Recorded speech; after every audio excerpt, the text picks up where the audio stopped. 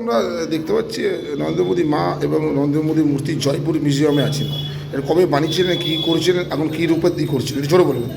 দেখুন, আমি এই মূর্তিটিও বেশ কয়েক বছর আগে বানিয়েছি।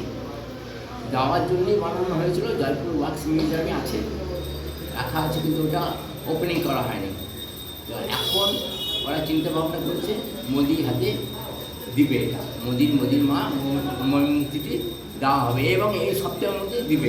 কবে দেবে এখন ঠিক নেই, মোটামুটি শুনেছি 9-10 তারিখের মধ্যে দিবে। তো এখন ওটা কমপ্লিট করে আসলাম, কেননা মূর্তিটা রাখলে রেখে বাঁধা অবস্থায় ছিল। এখন পরিষ্কার করে ড্রেস চেঞ্জ করে ওটা করানো হয়েছে, লাগানো হয়েছে। মানে আবার নতুন রূপে দিলেন এটা? হ্যাঁ, একদম নতুন। এখনকার কিছুটা সেট দেওয়া হয়েছে, আগে অন্যরকম সেট ছিল। মোদির মা মূর্তিটা অ্যাটলিস্ট যেরকম ছিল সেরকমই আছে এবং খুব ভালো লাগছে। আমারও নিজে বানিয়েছি না, আমারও খুব ভালো লেগেছে। এত সুন্দর মূর্তিটা এতদিন ধরে দেওয়া হয়নি, এখন দেওয়ার চেষ্টা করছি।